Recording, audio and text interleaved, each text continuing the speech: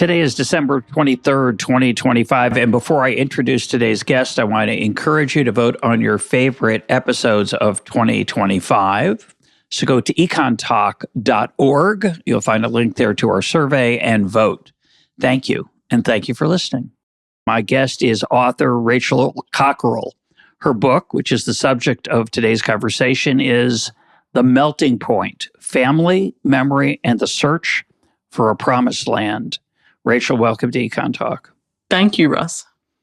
Now, this is a rather extraordinary book, as listeners will discover. Tell us how you started to write it and how it came out when you finished. I really just wanted to write a nice, normal book. I had read quite a few sort of Jewish family memoirs, like The Hare with Amber Eyes by Edmund de Waal and East West Street by Philippe Sands. And I wanted to write something in that lineage. I knew that I had some Jewish ancestry, but I didn't really know much about it. I didn't even know how my grandmother's surname was spelt. My grandmother was called Fanny Jochelmann. I didn't know. And she, when she married, she became Fanny Cockerell and sort of tried to sort of forget about her Jewishness quite quickly. But I was sort of fascinated by her and also by her father, David Jochelmann, whose obituary I had stumbled upon in the New York Times in 1941. And it said, Dr. Jochelmann's name was a household word for Jews across the Russian Empire. And I sort of thought, this, how strange that this, whatever my great-grandfather did has been totally forgotten by his own family. And I thought maybe I would sort of try and find out. So I wanted to write, this story of, finding some old letters in a shoebox and going on a journey of discovery. But I quickly realized that this story of my family and how my family arrived in England, I kept on tracing it further back and back, all these sort of causes and causes that caused those causes. And I traced it back to the founding of Zionism, which seems a strange place for a story about my family in London to start. But I realized I would have to start this story with Theodor Herzl founding Zionism in the 1890s. And I realized that I wasn't sort of a character in this story. So I slowly wondered if it was possible to remove myself from this story and create a non-fiction book which almost felt a bit more like a novel. And then I wondered how on earth I was going to do that. And then I stumbled upon a strange way of doing that. And so tell us what you did. And what was the process of how you constructed the book? Because it's unusual. So I had this horrible first draft with, the founding of Zionism and, little did Theodor Herzl know what was to come and all these sort of lines that I had put in there which felt very obsolete. This story which started with Zionism and then ended with my family and the various places across the world that my family sort of scattered to. My great-grandfather had 3 children, one of whom went to London, my grandmother, one to New York, her brother, and one to Jerusalem, her sister. So I had this first draft, which started with the founding of Zionism, ended with sort of my family in the mid-20th century, and my own silly little interjections. And then I just felt instinctively that I wanted to delete my own interjections, to give the voices of those who were there more of a sort of central role so that they became the center of it rather than me, the 21st century sort of middleman. And there were moments, while I was sort of redrafting when 2 primary sources or 2 sort of voices from the past were juxtaposed. In my text, I had no interjection from me. It just went straight from one voice to another voice. And I sort of loved those moments when it seemed like these dead people were in conversation with each other. And I sort of was craving more and more of that. And then I eventually had this sort of, new draft, which was almost entirely these voices with my own moments where I came in just to sort of glue it all together. And it felt like a kind of tightrope walk that I was sometimes falling off. But I wonder if I could sort of stay on this tightrope walk all the way through. So eventually I managed to create a whole book with no interjections from me, only primary sources or only these sort of long dead voices talking to each other and telling the story through their own perspectives. So some of the characters are your family members. They're not prominent in history, but many of the characters are, Theodore Herzl being one of them. So the book is a collection of the primary sources you're referring to. Many of them are newspaper stories of the day, reporting on the Zionist Congress or other issues that come up that we'll discuss. Some of them are diary entries or letters, and some are interviews you conducted, correct? That's right. Yeah. How'd you keep track of everything? What was your system? Did you have a system or just have a lot of little pieces of paper? I mean, for all my life, I've been famously the most disorganized person that anyone's ever met. And, at school, I think I was sort of the last generation who didn't have a particularly digital education. So there were no sort of laptops or iPads or anything. And at school, my life was just a chaos of papers, important papers just sort of floating out of my hands and slipping away and disappearing forever. It was just, I would lose everything and everything would be in a crazy order. I did, during GCSEs, this thing in England where you're doing sort of 11 subjects when you're 15 and 16. All my GCSE subject files were all sort of mixed together. So I am very lucky to have been writing this book in the age of laptops. So it was it was still pretty chaotic, but I had these sort of endlessly long on sort of Google Docs of notes, and it would be a 250 page document of notes online. And then when it got to about 250, I would start a new document of notes. And then I think I had about 10 of these 250 page notes documents in the end. And within that, it was all quite chaotic, but I could always do edit, find on this page, and find the exact quote I wanted. So it was sort of a, organized chaos. But in my head, it was all sort of coming together. I mean, they say about any sort of creative project that your subconscious is sort of churning through it. And, the human mind is always looking for patterns and sort of dwelling on patterns and trying to form patterns. So this story, which I suppose objectively is quite incoherent, a story of early Zionism and New York in the 1920s and, post-war London and Jerusalem in 1951 and people who were related to me and weren't related to me. It seems like none of it really fits together, but my mind was, all my sort of waking thoughts were, how do I make sense of this story? What is the narrative arc? And, how am I going to make this into something coherent? And one of the advantages of excising your own voice from the narrative, which is hard for most people, but one of the advantages is that we're watching the events through the eyes of the people who lived through them. And part of the charm of this book is that the voices that you bring to us from those distant places and distant times are quite eloquent. So a newspaper writer in 1905, in 1910, 1897, they were really extraordinary. And obviously they wrote differently than a media person today. So you get a vividness that is a bit of a time machine, and that's really special. Oh, thank you. I mean, that was really my ultimate goal, to make it as close to a time machine as possible. And, the joy of reading newspapers from, 1900, 1896, 1910. As you said, people wrote differently, but not so differently that a 21st century reader, it feels lost or feels like it's from a different era or feels like something's been lost in translation. It's sort of that sweet spot, that the turn of the century, where they're writing in a modern way, in a way that they weren't writing in 1850, but still beautifully and so free of cliche. All these sort of the turn of phrase was so wonderful.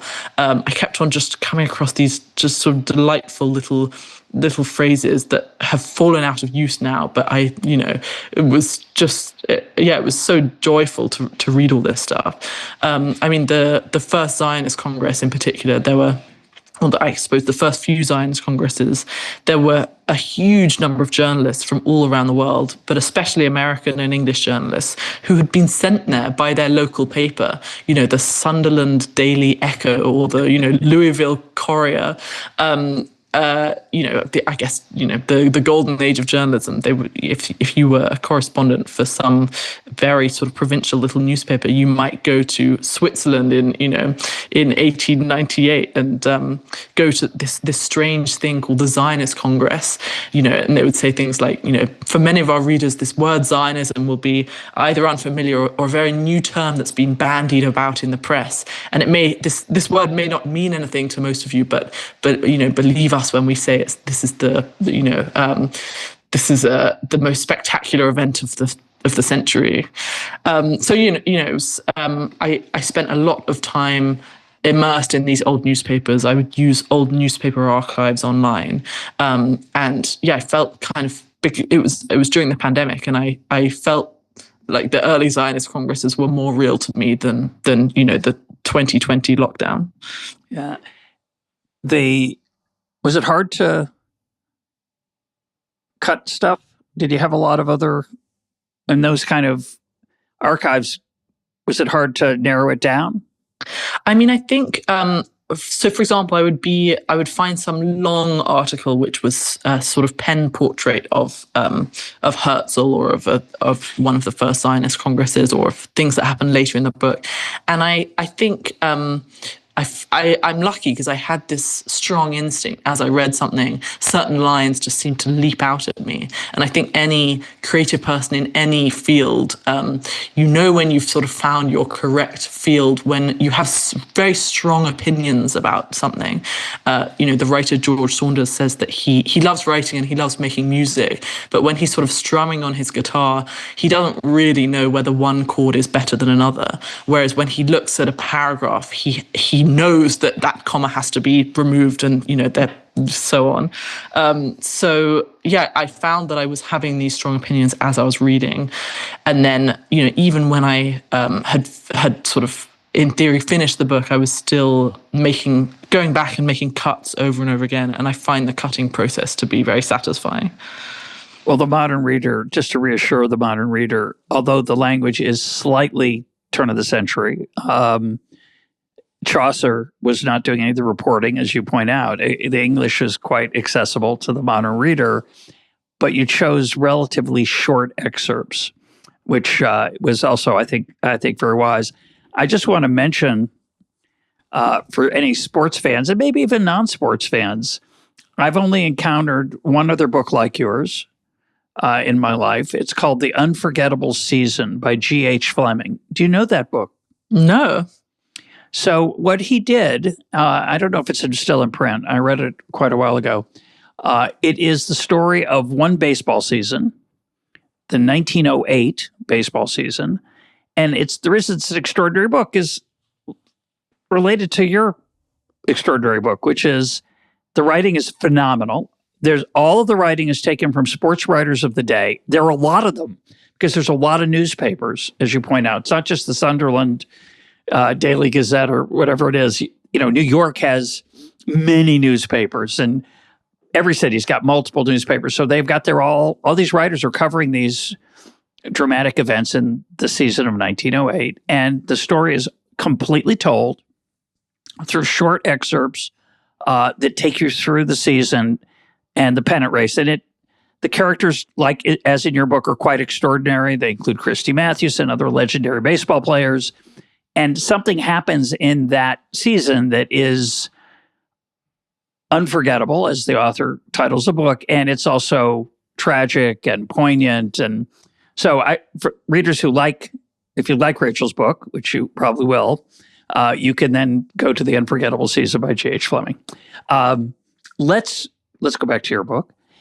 You start off with the Zionist Congress. Theodor Herzl is this passionate, very assimilated journalist and writer who becomes obsessed with the idea of creating a Jewish homeland.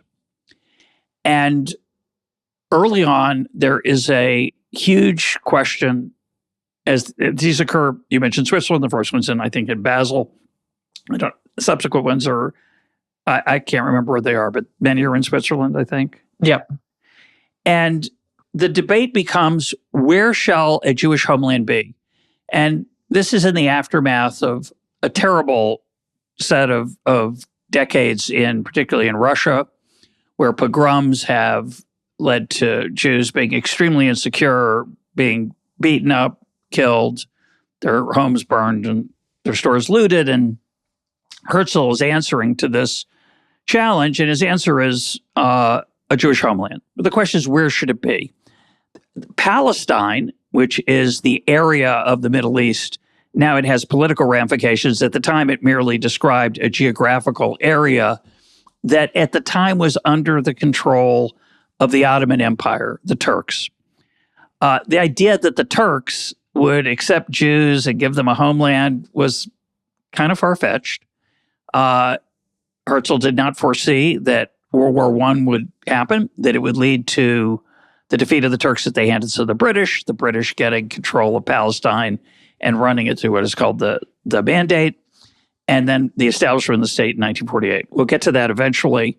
But the point is that in 1897, at this first Congress, there starts to be, and in subsequent years, a discussion of, where can the Jews go if they want to escape the hatred and violence that is making their lives very difficult? Where should they go? So if it's not going to be, maybe it shouldn't be Palestine. So there's a schism in the movement. And tell us what happens and the role that a very interesting person plays, and that person, unknown to most people listening, that person is Israel Zangwill. So get us to Israel Zangwill. Yeah, sure. It's interesting because even Herzl, when he first, he wrote this little book, as he called it, which was, other people called it a pamphlet. It was a very slim volume called The Jewish State. And even in that book, that his sort of first founding of modern Zionism, he suggested that there could be other possible Jewish refuges, it wasn't sort of Palestine or nothing. He suggested a few places in South America. I think Argentina was mentioned. It wasn't, for him, it wasn't sort of all or nothing thing. The Herzl approached the British government at the very start of the 20th century and asked them for help. And the colonial secretary, Joseph Chamberlain, the father of Neville Chamberlain, Joseph was much more, was hugely famous in his day and would be sort of a bit shocked that his son would have, become the Chamberlain that people think of. Joseph Chamberlain was quite charmed by this foreign, quite handsome sort of statesman-like man from Vienna, and said to him, I've seen a land for you on my travels, Dr. Herzl, and that's Uganda. It reminds me very much of the Sussex Downs in England. If you want it, it's yours. English roses bloom profusely, he wrote in his diary. And Herzl wrote in his own diary that it didn't seem right. He thought, surely this is not the answer to the Jewish question, but he felt like he had no choice but to relay this offer of the British government to the Jewish people. So at the next Zionist Congress, he made a speech and said, we've had our first ever sort of offer of land. Do we want it? And the Zionist Congress sort of went into a frenzy. Some people were excited about this, so-called Uganda plan, and others were horrified that Herzl, who was meant to be leading the Jews back to their ancient homeland of Palestine, seemed to be sort of going on a detour. And this all sort of ended in catastrophe, which I won't sort of give away. But that it meant that Zionism split into the Ugandists, as they were called, and the sort of pure Zionists, the sort of Zionists. And this was sort of the first crack in the Zionist movement, which had until then been quite sort of unified in, these Jews all across the world sort of coming together to sort of create a plan to return to Palestine. This was sort of, the first sort of schism. My great-grandfather was actually one of the Ugandists, and the Ugandists were horrified when eventually the Zionists voted to reject the British offer of land in East Africa. And this group ended up rebelling from the Zionist movement. They stormed out and they said, if we cannot get the Holy Land, we can make another land holy. And as you mentioned... Great marketing slogan. I agree. Yeah, it's a good phrase. Didn't work so well, but it's a good slogan. Yeah. They actually, it was a great slogan. And if only they had... They chose a name for themselves, which, the name Zionist is sort of, it's quite sort of pithy, quite, it's a good name. And this rebel group chose for themselves the awful name of the Jewish Territorial Organization, which for some strange reason, they didn't even shorten to JTO, which is bad enough, but they shortened to ITO. So, if only they had the same marketer for their slogan as they did for their name.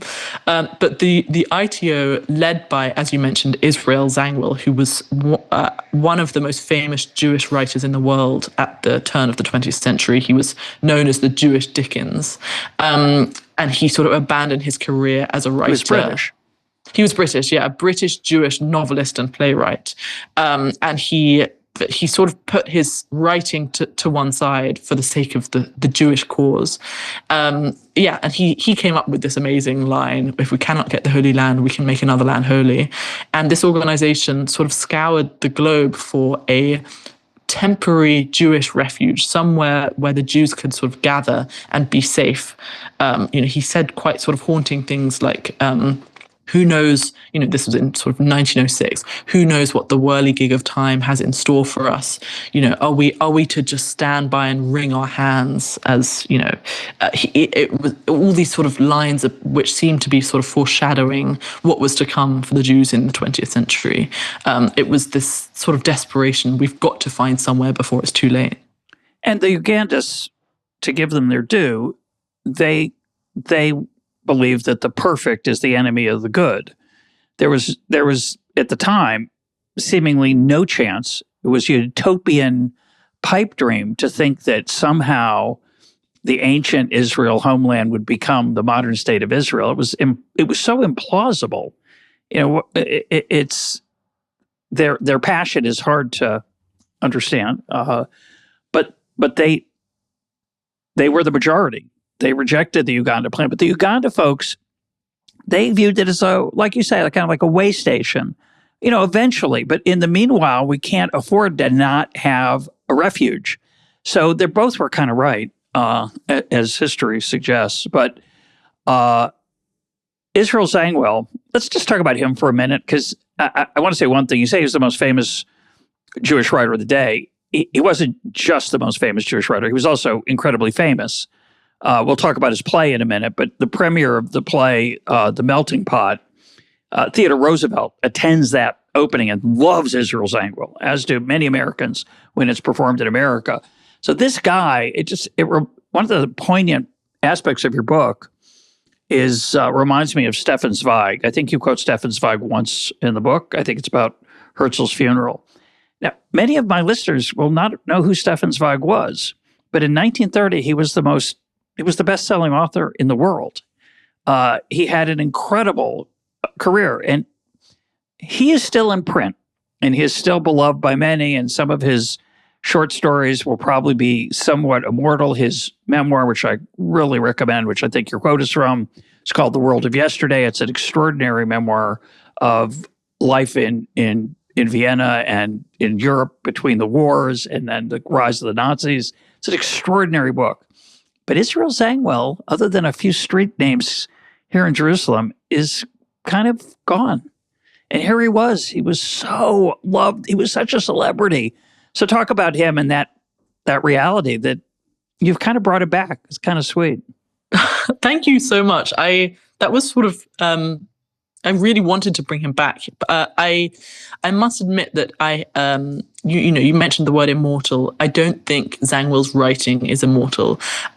I am one of the world's greatest Zangwill fans now, having spent sort of 3 years researching him, and even I find his novels slightly awful. But as you said, he was hugely famous. I need to find a new superlative rather than saying he was the most famous Jewish writer in the world, because he was more than that. He was really a Victorian celebrity. Whether he was walking down Fleet Street in London or Madison Avenue in New York, people would, there would be sort of throngs of people around him wanting to shake his hand and say, "Oh, Mr. Zangwill, I love your novels so much." And as you said, he wrote this play, The Melting Pot, in 1908. And it was the reason we use that phrase today is because of Zangwill. So people will say to me that they don't know who he is. And yet I'll hear this phrase almost every day. People, whether I'm sort of overhearing a conversation or listening to a podcast, this phrase, The Melting Pot, which is such a perfect phrase to describe the sort of American project of immigrants arriving and assimilating, melting into the melting pot and emerging as shiny new Americans. In 1907, they didn't have a way to talk about that. They didn't have a metaphor for it.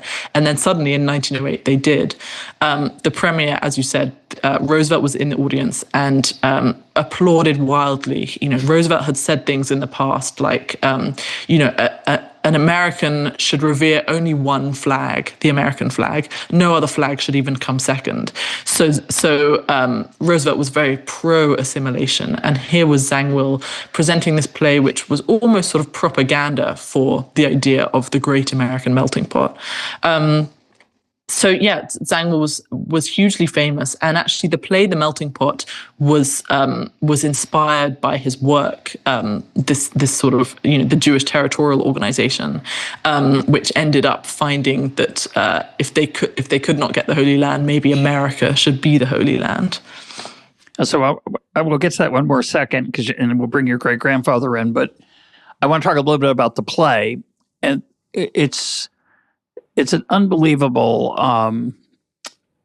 part of the book for me, extraordinary part of the book, where this play is put on and you let us see it through the eyes of the audience, some of the audience members who write about it because they were there in their diary or their letter to someone, I think. But most of it's reviewers. And it was reviewed, of course, by, as we mentioned before, there's so many newspapers. Many people wrote reviews of it.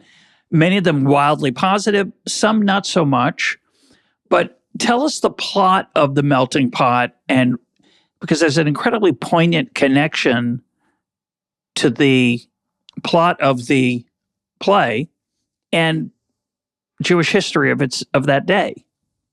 Yeah. So New York in 1900. Sorry, spoiler alert. If you're going to be seeing The Melting Pot soon, you might want to stop and we'll listen to this part later. That's a joke. It's not going to be put on anytime soon. But go ahead. But by the way, you can just feel how dated the play is from the reviews. It's so fantastic. Oh yeah. The Melting Pot, the play, was actually made into a silent film in, I think, 1915. And it's one of the few lost silent films. We have these reviews of it and we have adverts for it, but the sort of can of film has disappeared forever, which feels like some sort of metaphor. The play, The Melting Pot, is about two immigrants who come to America, one Russian Jewish, one Russian non-Jewish, and fall in love, but realize they're so different, and how could they ever, live happily ever after? But then they decide to cast their differences aside and melt into the melting pot, and there are all these, the main character, who is called David, who my great-grandfather was also called David, and I like to think that he is named after my great-grandfather, but I will never know for sure. David makes all these sort of grand speeches, Jews, Christians, French, Italian, Irishmen, here, I used to have it memorized. All of you come here and, melt into God's crucible. God is making the American.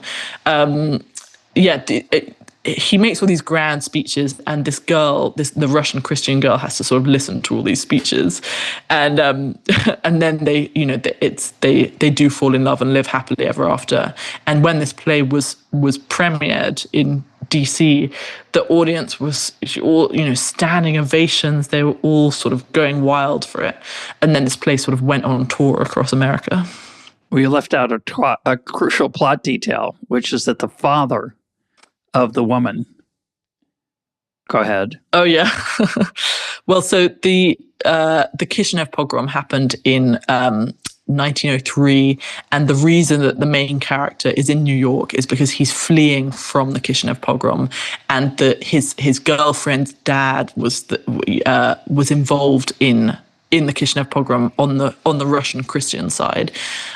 So actually this pogrom is quite interesting because when it happened, in theory it was this sort of this small event in a faraway town of which we know so little. It happened in what is now Moldova, and Americans today. Someone in America recently asked me if I was from France. So Americans don't have that much of a sense of what goes on across the pond, and for Americans in 1910, it seemed like how is it that they cared so much? And yet, when the Kishinev pogrom happened, there were protests all across America.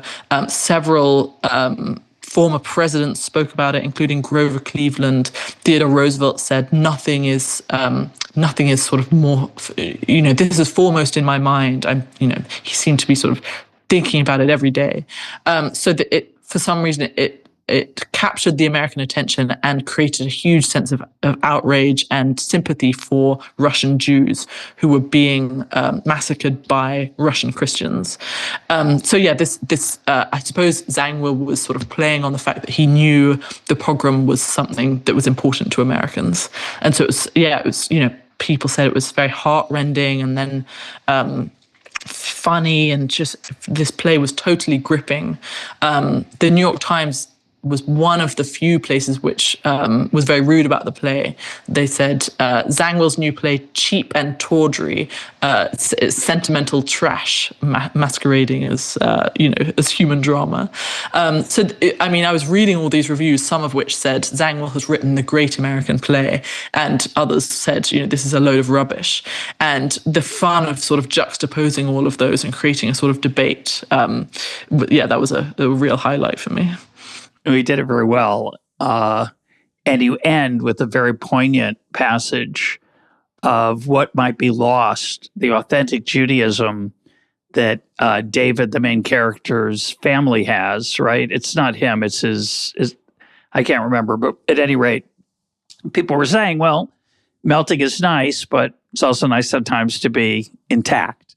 And that Jewish tradition has something to give to the world, and Zangwill seems to be turning his back on it. Zangwill, of course, is not a religious man. He's married to a non-Jewish woman, and he then, or at that point, he, with your great grandfather, do something that was unknown to me. It's quite an extraordinary historical event in Jewish history and in American history.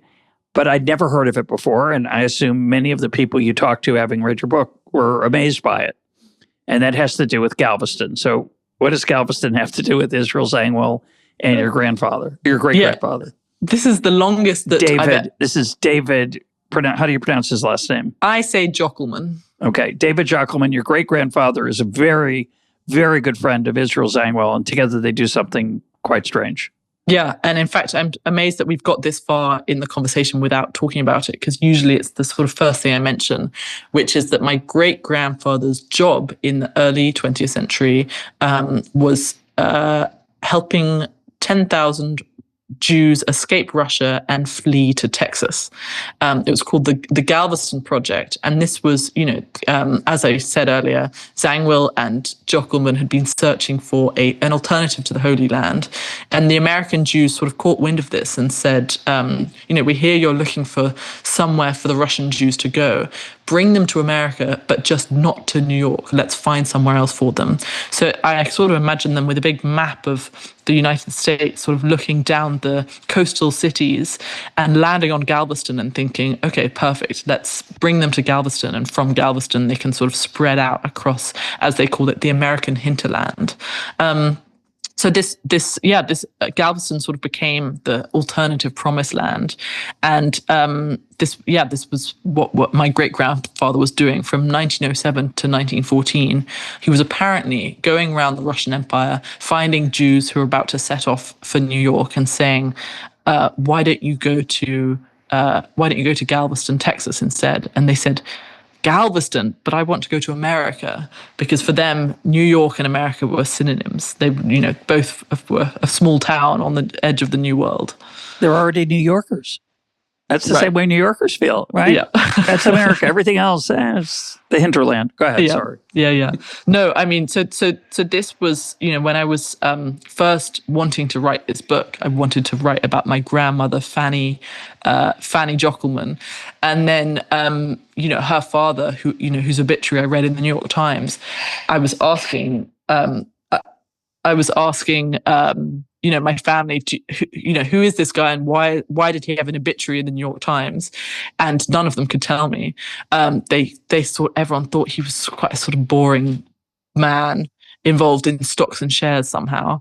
And it was really when I started reading all these books that said Dr. Jochelmann was instrumental in the Galveston movement, that I realized maybe I had never heard the word Galveston, but I realized maybe there was something here.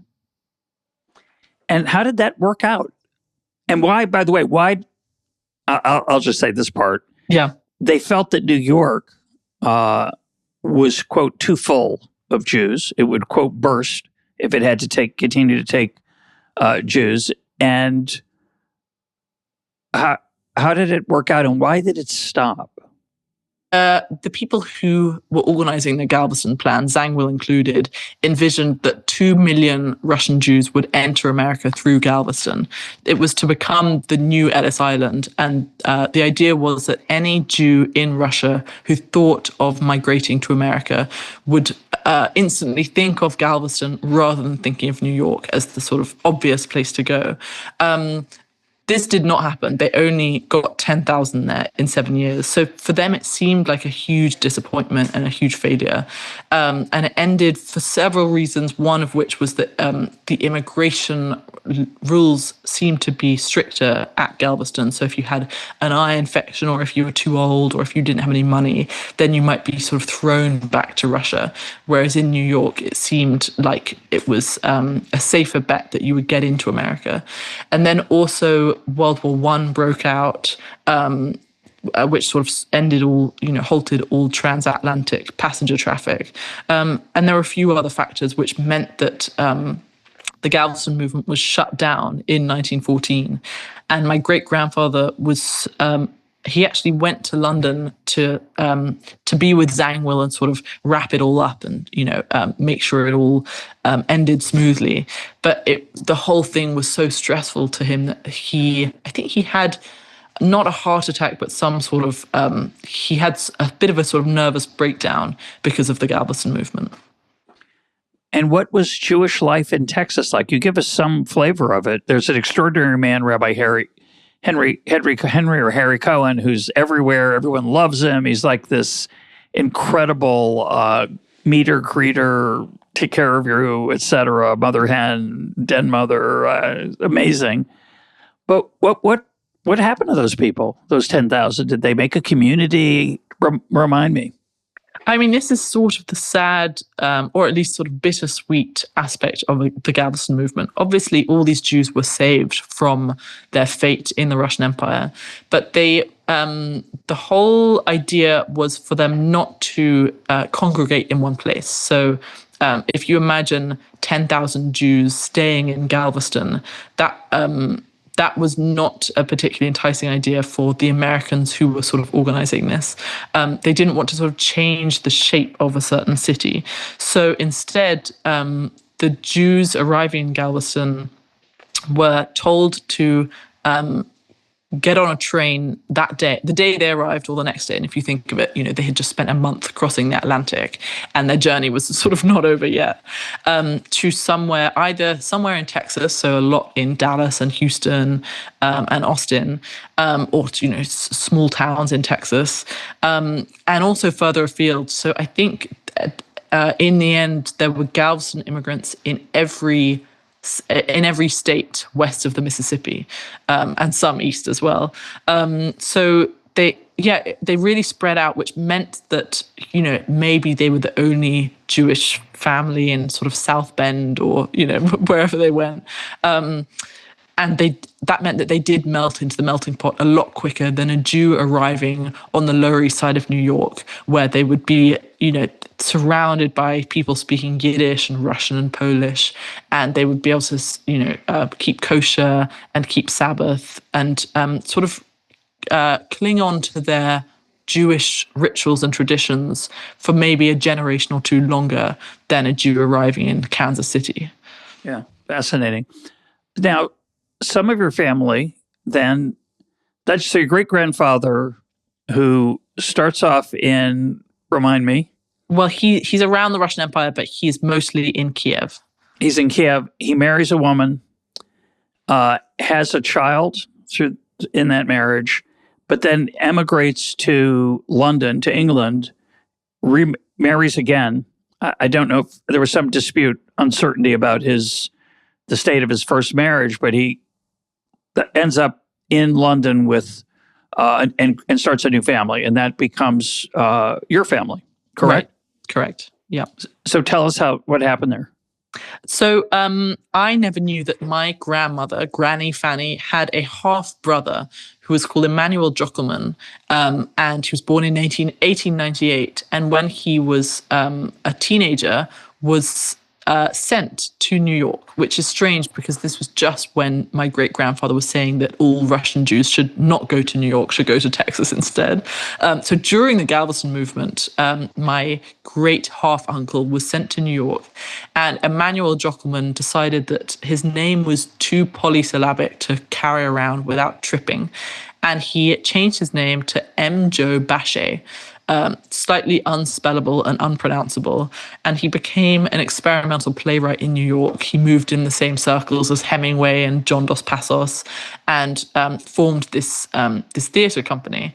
And in 1930, he married an actress who was in one of his plays, a Southern belle called Doris Elisa Troutman, and together they had a daughter.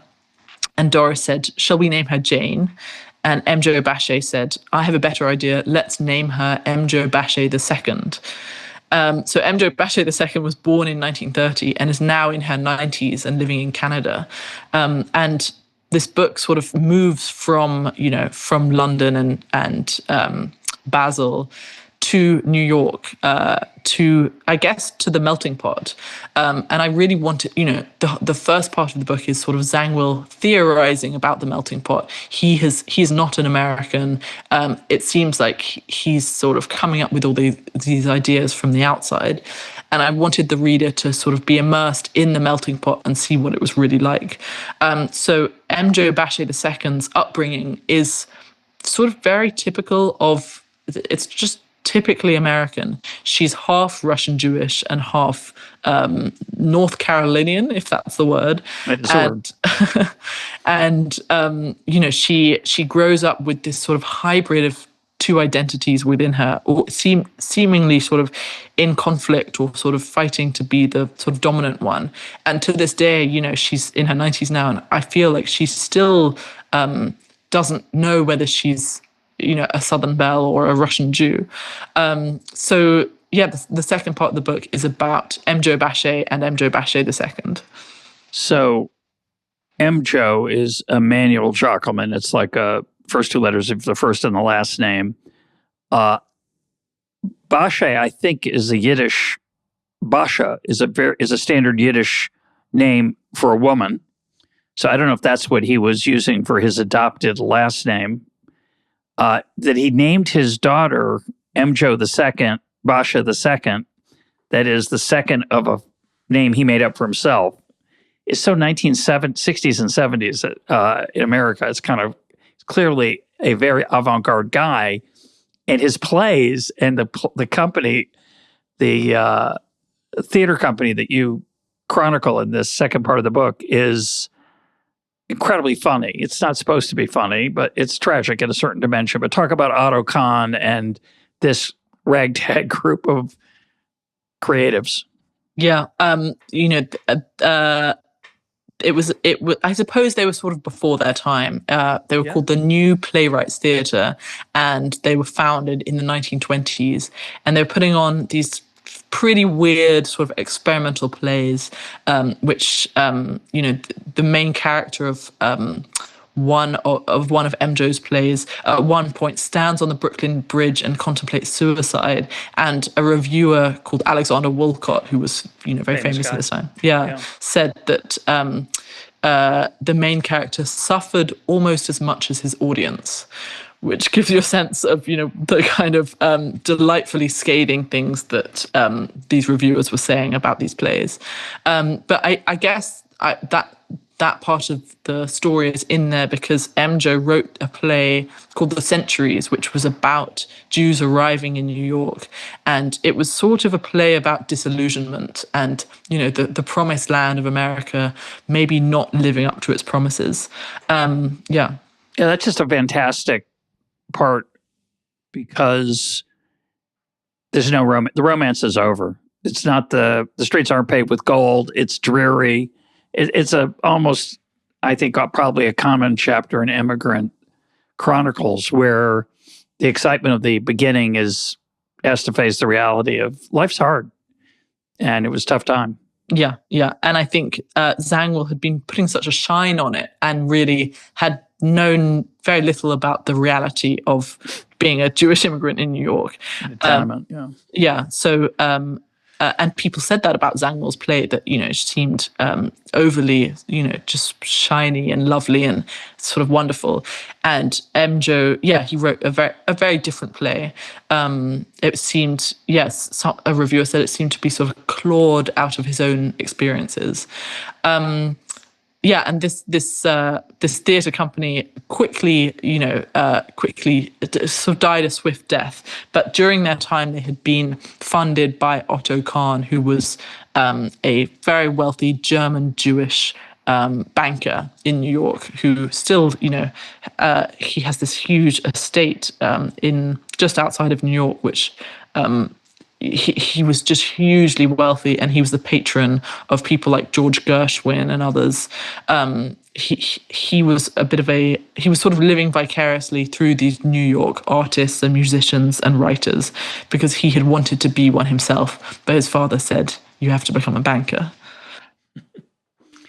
Now, Mjo II, who's in her 90s, still alive and living in Canada, she gets a lot of airtime from the interview she did with her, and she is a fantastic interview. I'd be tempted to put her on EconTalk. How much time did you spend with her? And am I right? Which did you just only show us the good parts? She really is amazing. She was fantastic. I keep saying this over and over again, but she was another person who I had forgotten. My family had forgotten. I was telling my dad, did you know that your mother had this half brother called Mjo Bashe? And he said to me, "Oh, I know Mjo Bashe, but she was my age, and she wasn't my dad's. She wasn't my mother's brother." And for a while, this mystery of the two Mjo Bashes sort of flummoxed us both. It's just, families are very strange, aren't they? But Mjo Bashe II. So, she was the typical sort of long lost relative, and I called her up one day in January 2020, and it seemed like she had been waiting 90 years for my call, and she just started telling me about life in New York in the 1930s, her memories of her father, of her grandfather, my great grandfather David Jochelmann, and it just all these stories came out of her, but not in the way that some relatives tell you stories that are long-winded and sort of going on all these sort of tangents and grammatically incorrect. she had been an English teacher, and as a result, her like these perfectly formed sentences came out of her mouth, which I transcribed and sort of put straight in the book because they were just so wonderful. And she had all these sort of catchphrases. I talked to her for an hour every Sunday for a year or two, and it seemed like there was just no end to the amount that she could tell me. And I kept on sort of thinking of more and more questions for her. She remembered FDR's fireside chats. She remembered the day that Pearl Harbor was bombed. She remembered, she remembered Hitler's invasion of Europe, so almost sort of day by day. And I guess this is one of the themes in the book of how every family is sort of intertwined with history, that you can't isolate a person from the events that they're living through. Has she read the book? She has. What's her reaction? She's read it a few times. She first read it when it was just a manuscript, and she didn't really understand the thing of having all primary sources. So she said she liked it, but it was just notes. And she wondered when I would write a real book. But then I think when I sent her the 6-page New Yorker review, that was when she sort of paid a bit of attention.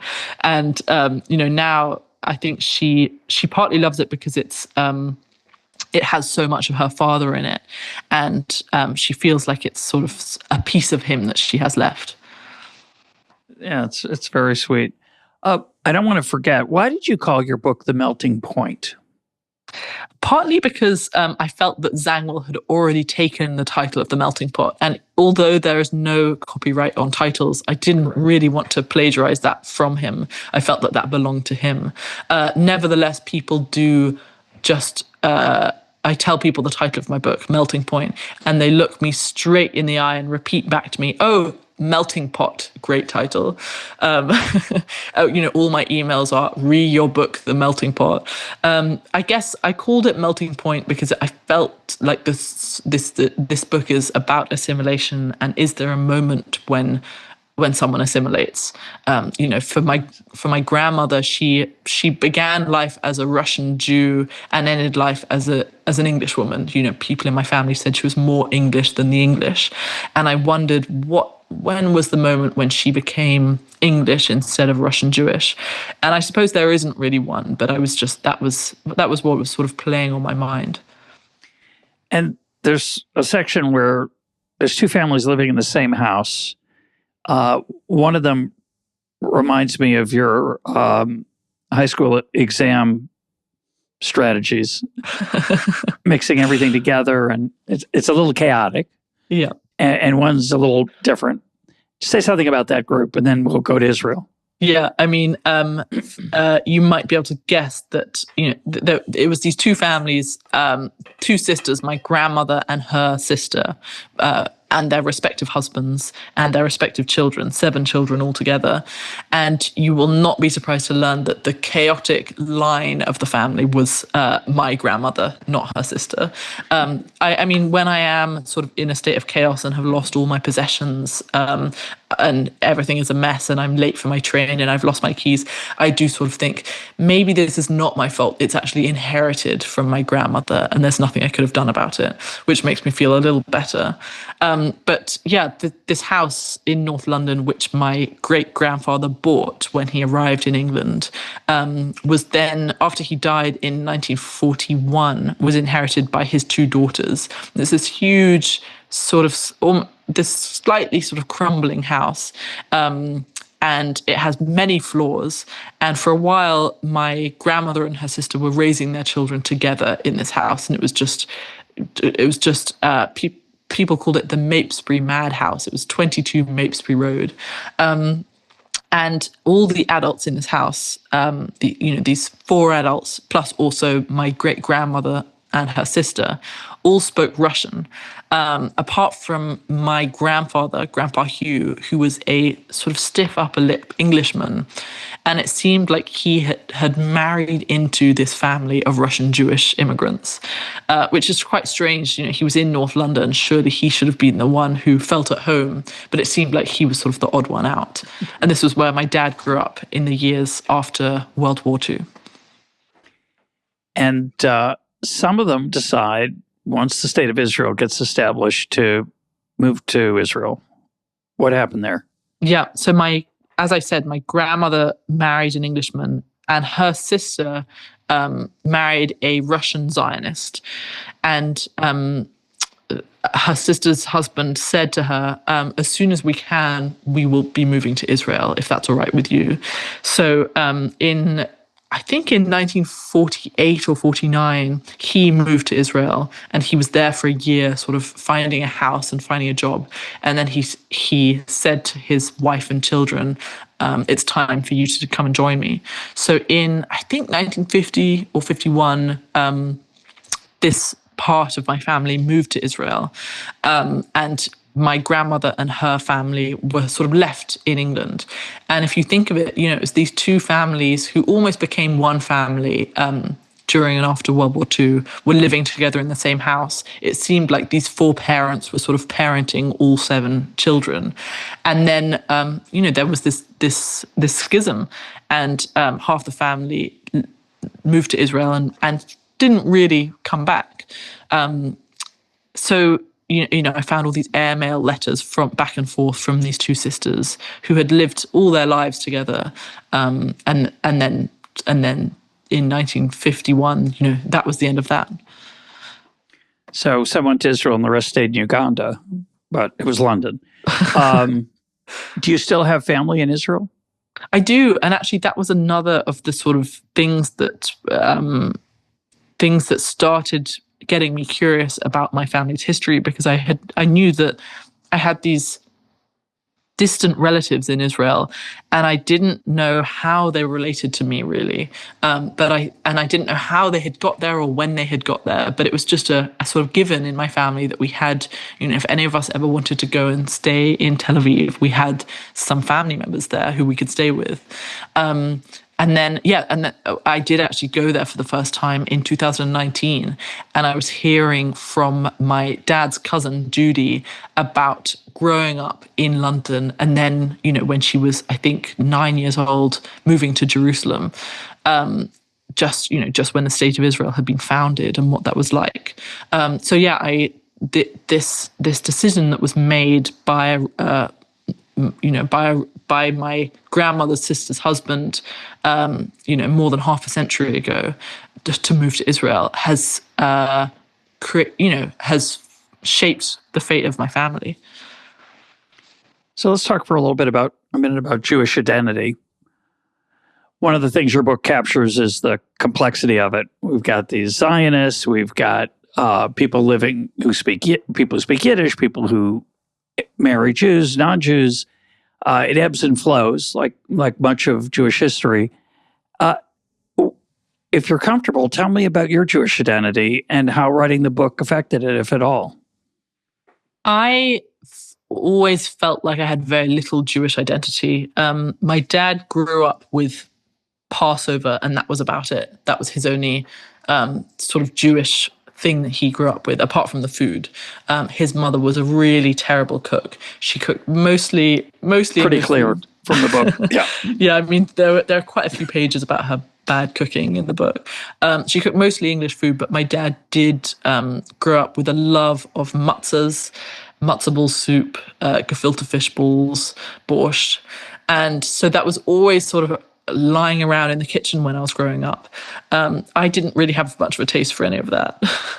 And that was really my only feeling of Jewish identity. I didn't speak any Hebrew. I didn't know any of the stories. We didn't celebrate Hanukkah. So I had almost nothing. And actually going and meeting my Israeli family made me see, this is something that my side of the family doesn't have and your side of the family does have. In terms of writing the book, I don't know if it's made me feel more Jewish, but it's made me see more clearly the ways in which my family has melted into the melting pot. Now, your portrait of the establishment of the State of Israel and I'm sitting here in Jerusalem as we're talking, is a little bleaker than I would have liked. There were many bad things, of course, that happened to the people who lived here when the Jewish state was established, but some of that was self-inflicted. for whatever reason, you did not put any of that in. And it's just life there doesn't seem so great. Is that an accurate? Do you think that's the way that side of your family feels about that decision? Do they regret it? Are they happy? Do you have a feel for that? So the last part of the book is formed partly of the wider story of the foundation of the State of Israel, and then also interviews with my family members who Judy and her sister Mimi, who moved there as children and who remember Jerusalem in the early 50s, and also their memories of their father, who had been a Zionist all his life and had been not only was he a Zionist, but it was sort of such a core part of his identity. He sort of lived and breathed Zionism all his life. And then when he got there, they said that he was a little disillusioned. And, this line of Theodor Herzl's, if you will it, it is no dream. He felt that it was this dream that he had dreamt of all his life. And he got there and he realized that was just a dream and this was reality. And it perhaps in some ways didn't live up to his dreams and the dreams of his contemporaries. One of the things that my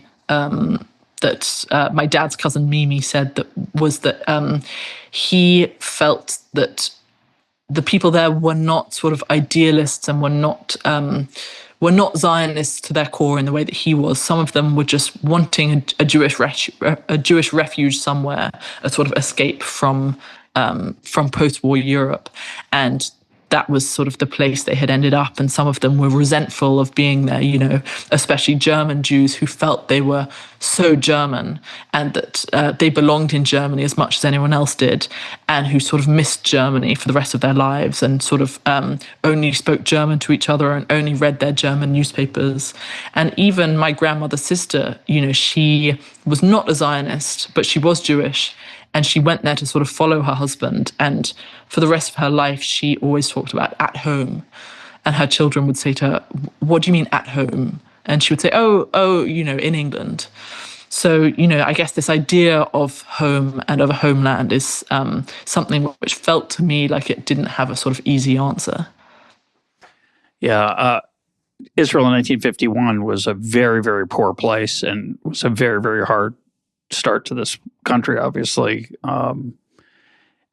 I should just mention, when you talk about his disillusionment, part of the Zionist ideal was not just to be a haven or sanctuary, but to be a utopian light unto the nations. And you can debate about whether Israel's lived up to that. And a lot of people, of course, don't agree, and others would say it has, but that's another story. But most people would never imagine, what is that about? What do you mean it was just a refuge? Well, the early ambition was to be much more than just a place where Jews lived. Let's close and talk about home. And it's clear you're not from, to me, it's pretty clear you're not from France. You're from England. But you have this really beautiful global span of Kiev, London, New York, Galveston, Jerusalem. And I love the idea, by the way, of your great-grandfather, who is this presence that looms over the book. We don't know much about him. He was an important person. He was incredibly beloved by friends like Israel Zangwill. I love the idea of him walking the streets of Jerusalem today. It would be, I can't imagine how he'd react. But talk about how your sense of geography and land and home fit into this book, if at all. I suppose I do agree with Zangwill with his slogan, "If we cannot get the Holy Land, we can make another land holy." That, different members of my family sort of made their lives in different places, in London and New York in particular. And, obviously the Galveston immigrants made Texas holy. And, it felt to me like, yeah, wherever you are, you can sort of make that into your home. But then I feel resistant to sort of easy answers and nice sort of neat conclusions. Something that Jo, which is what MJ Bashir II shortened her name to eventually, said to me was, where you are raised has its hands on you. You know, you are where you're raised, no matter where you go. She was saying it about her mother, who was raised in North Carolina and ended up in New York, and would also say back home, you know, oh, I heard from home. So yeah, I mean, I feel like it's sort of everything at once. You know, you can make your home where you go, but then also maybe you are always where you're from. I feel sort of so fundamentally English. I spent quite a lot of this year in America, and I felt so English while I was there, even though, you know, my great-grandfather at one point was planning to move to America himself and ended up in London only by chance. So this sort of, you know, this little split-second decision of, you know, 100 years ago shaped my own sense of my identity. So yeah, I feel like, I like to sort of hold sort of paradoxical ideas at once, you know, that more than one thing can be true simultaneously. My guest today has been Rachel Cockerell. Her book is The Melting Point. Rachel, thanks for being part of EconTalk. Thank you so much, Russ.